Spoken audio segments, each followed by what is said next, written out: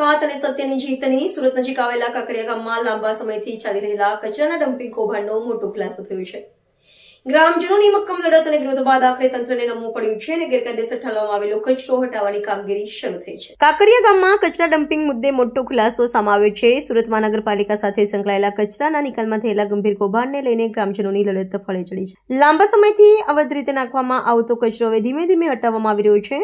આ મામલે ધારાસભ્ય આનંદ પટેલ પણ કાંકરિયા ગામે પહોંચ્યા હતા। તેમણે સ્પષ્ટ જણાવ્યું કે કાંકરિયા આદિવાસી ગામ છે અને ભારત દેશનું બંધારણ 244ની કલમ 13(3) ક મુજબ રૂઢિ પરંપરા ગ્રામસભાથી સુરક્ષિત છે। કોઈ પણ પ્રકારની પૂર્વ મંજૂરી લીધા વગર સુરત મહાનગરપાલિકા દ્વારા ગામમાં ડમ્પિંગ સાઇટ બનાવવામાં આવી હતી। ગામના જાગૃત નાગરિકો, સરપંચ અને આગેવાનોના હલ્લાબોલ બાદ તંત્રને પગલાં ભરવા પડ્યા અને આજે કચરો હટાવવાની કામગીરી શરૂ થઈ છે। સાથે સાથે માંગ ઉઠી છે કે જે એજન્સી દ્વારા અવૈધ કચરાનો નિકાલ કરવામાં આવ્યો હતો તેને કાયમી માટે બ્લેકલિસ્ટ કરવામાં આવે, જેથી ભવિષ્યમાં કોઈ પણ આદિવાસી કે ગ્રામ્ય વિસ્તારને નુકસાન ન થાય। ગ્રામજનોનું કહેવું છે કે આવા કચરાથી નદીઓ, ભૂગર્ભ જળ અને ખેતી પાકો, શાકભાજી, આંબા, શેરડી અને ડાંગરને ભારે નુકસાન થતું હતું। પર્યાવરણ અને ગ્રામ્ય જીવનની રક્ષા માટે કડક કાર્યવાહી અનિવાર્ય હોવાનું તેમણે જણાવ્યું। નમસ્કાર, જોહાર। અત્યારે હું છું કાંકરિયા અને કાંકરિયા જે કચરા માટેની જે બાબત હતી અને કચરાનો નિકાલ કરવાનો જે ખૂબ મોટું કૌભાંડ મ્યુનિસિપાલિટીનું જે હતું, સુરત મહાનગરપાલિકાનું હતું, એના બાબતે ગ્રામજનોની લડત ફળી અને આજે કચરાનું ધીરે ધીરે અહીંથી નિકાલ થવા જઈ રહ્યો છે। ત્યારે ધારાસભ્ય આનંદ પટેલ પણ અહીં આવ્યા છે। કચરાની ડમ્પિંગ સાઇટ જે બનાવવામાં આવી તે ગામમાં અવૈધ રીતે ત્યાં જ ઊભા છે। ઘણી બધી સંખ્યામાં લોકો પણ છે। આપણે ધારાસભ્ય આનંદ પટેલ સાથે વાત કરીશું। આનંદભાઈ, જે રીતે કચરો અહીં ઠાલી દેવામાં આવ્યો છે અને ગામજનોએ હિંમત દાખવી અને આજે 200થી વધારે કરોડનું કૌભાંડ નીકળ્યું છે, એના માટે શું કહેશો? ખરેખર દક્ષિણ ગુજરાતનો ઇન્ડસ્ટ્રી તેમજ મહાનગરપાલિકાનો સૌથી મોટો પ્રશ્ન કચરો અને કચરાનું વ્યવસ્થાપન, કચરાનું નિકાલ।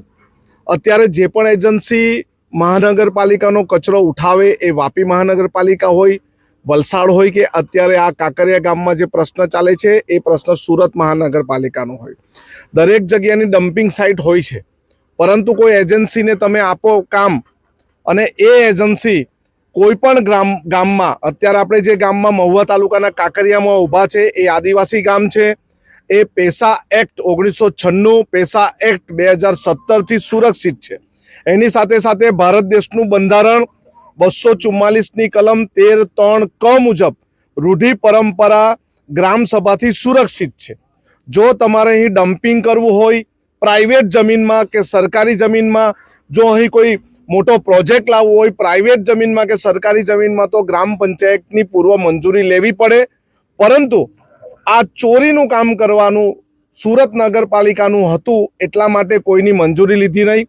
ધાક ધમકીથી અહીં કચરો નાખવામાં આવ્યો, પરંતુ જાગૃત ગામજનો અને અહીંના સરપંચ દ્વારા અમને જાણ કરવામાં આવી, અમે પણ આગળ જાણ કરી અને એની ફળશ્રુતિ અને ગામના લોકોએ હલ્લાબોલ કર્યો, એની ફળશ્રુતિથી આજે અહીંનું તમામ કચરો જઈ રહ્યો છે। અને અમે તો આગળ માંગણી પણ કરીએ છીએ કે જે પણ કચરો અહીંથી લઈ જાય છે એની જે એજન્સી છે એને કાયમ માટે બ્લેકલિસ્ટ કરવામાં આવે, જેને કારણે હવે પછી કોઈ પણ કાંકરિયા જેવા કોઈ પણ ગામે નુકસાનીનો ભોગ ન બનવું પડે। કોઈ પણ ગામની નદી હોય એ નદી પ્રદૂષિત ન થાય, ભૂગર્ભ જળ પ્રદૂષિત ન થાય, તેમજ શાકભાજી, આંબા, કલમ અને શેરડી, ડાંગર જેવા પાકોને નુકસાન ન થાય એના માટે એને કાયમી બ્લેકલિસ્ટ કરવું જોઈએ। આનંદભાઈ, એક બીજો સવાલ છે કે જે રીતે આખી ઘટના ચાલી, 15 દિવસથી ગ્રામજનો લડે છે, ગામના સરપંચ ઉપર ખૂબ દબાણ છે, લોકો રાજકીય પક્ષના દબાણ કરે છે, પોલીસ દબાણ કરે છે, પણ કોઈકને એવું ન થયું કે આ કચરાને હટાવવો જોઈએ? શું આ રાજકીય પ્રોપોગન્ડા જ હતો? તમે વર્તમાનપત્રમાં વાંચો છો, છાપામાં વાંચો છો, આ તમામ ષડયંત્ર જે પણ કોન્ટ્રાક્ટર એજન્સી છે ભાજપના મળતિયાની એજન્સી છે। રોકું છું, ભાજપ વાળા એમ કે છે કે અમે જ્યારે અહીંયા લડત માટે કોઈ આવતું નથી, પણ જ્યારે લડતને પાર પહોંચાડવામાં, દરિયો તરવાના એન્ડ ઉપર હતા ત્યારે અમે આવી ગયા કે અમે આ કર્યું છે, એવી રીતે બધા આવી ગયા, એવી બી ન્યૂઝપેપરમાં છાપવામાં આવ્યું છે। અત્યારે મહુવામાં જે કાંડો થઈ રહ્યા છે, આદિવાસી સમાજ પર દમન થઈ રહ્યું છે, એમાં કોઈ શૈલેષ પટેલ પર હુમલોની વાત હોય કે અહીં જ એક આદિવાસી હળપતિ સમાજની દીકરીની છેડખાનીની વાત હોય, અહીંના જ એક ગામમાં ક્રિકેટ મેદાનમાં આદિવાસી સમાજના છોકરાને ન રમાડવાની વાત હોય, અને આજે છેલ્લે કાંકરિયામાં જે પણ ગ્રામ પંચાયતે, ગામના લોકોએ જે એજન્સીના ડમ્પરોને પકડેલા હતા, એને જપ્ત કરેલા હતા, એને કઈ રીતે પોલીસ વાળા આવીને કોઈને પણ પૂછવા વગર જાણ કરવા વગર લઈ ગયા, આના પાછળ કોનો ઇશારો હોય તે તમે બી જાણો જ છો.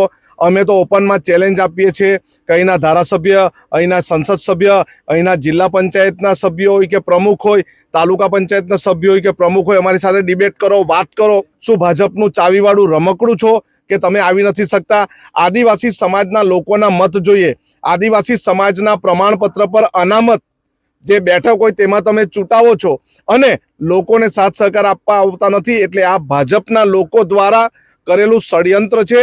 જાહેરમાં આવીને કોઈ પણ જગ્યાએ મદદ નથી કરવી, પરંતુ કામ થઈ ગયા પછી એમને એમ કેવું છે કે અમે તમારું કામ કરાવ્યું. એક ખોટી વાત, ગેરમાન્યતા આદિવાસી સમાજના યુવાનો અને હોદ્દેદારો જાણી ગયા છે. આપણે ધારાસભ્ય અનંત પટેલ સાથે વાત કરીને એમણે કહ્યું છે કે જે તે એક ઓડિયો છે, એ ઓડિયોમાં ચોખ્ખું દેખાઈ આવે છે કે રાજકીય રીતે હું આવી નહીં શકું. એનો મતલબ છે કે કંઈક આ કોઈક મોટા રાજકીય નેતાનું જ આ ષડયંત્ર છે, આ કચરો નાખવાનું, એટલે સામે આવી નથી શકતા. આપણી સાથે હેમાંગીની ઘરસિયા છે. બેન, તમારી સાથે બી પોલીસે ગેરવર્તણૂક કરી જ્યારે તમે આ ગામજનોની સમસ્યા લઈને તમે અવાજ ઉઠાવ્યો ત્યારે? હા, જ્યારે મને અહીંના સરપંચશ્રીએ આમંત્રણ આપ્યું કે બેન આપણા ગામમાં આ રીતનો કચરો છે તો તમે આવો અને આપણે મિટિંગ કરીએ, એટલે એક નાનકડી મિટિંગ અમે ગામમાં કરી. અને તે ટાઈમે પીઆઈને મેં ફોન કર્યો કે ભાઈ આ સરપંચને તમે આવી રીતે ધમકાવીને વાહનો ડિટેન નહીં કરી શકો, કયા કલમ હેઠળ તમે આ વાહન લીધી તે મને જાણ કરો. એટલે એમણે તાત્કાલિક જ મને કીધું કે હેમાંગીબેન 302 ની કલમ હેઠળ તમને ધરપકડ કરીશું. મેં કીધું અહીંયા કાંકરિયામાં જ બેઠેલી છે, આવી જાઓ. બીજું કે એમણે મને એમ કીધું કે ગોહિલ સાહેબની સૂચનાથી મેં આ કચરો નખાવ્યો છે. એટલે મેં ગોહિલ સાહેબને ફોન કર્યો, એમણે પણ આ વાત સાંભળી નહીં. એટલે મેં ડાયરેક્ટ ડીઆઈજીને ફોન કર્યો કે કાલે ને કાલે આ કચરો ઉઠાવવો જોઈએ. અને એના ફળ સ્વરૂપે એ લોકોએ પકડી મૂકી દીધું. તેમ છતાં આવ્યા તોતા.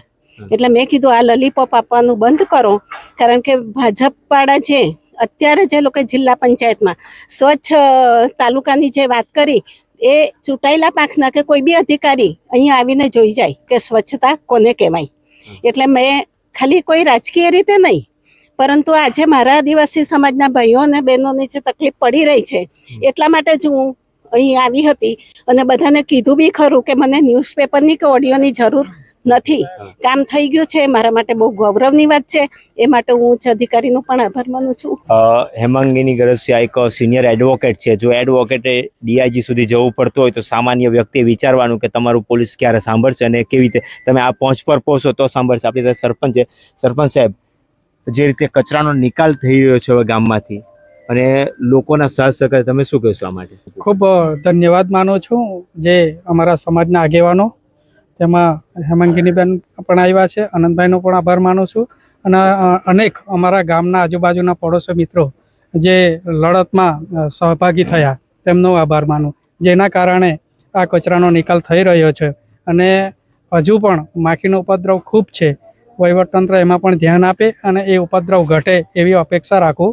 અને ખૂબ સારું કહેવાય કે આટલું સંગઠન હોય તો જ આ કામ શક્ય છે.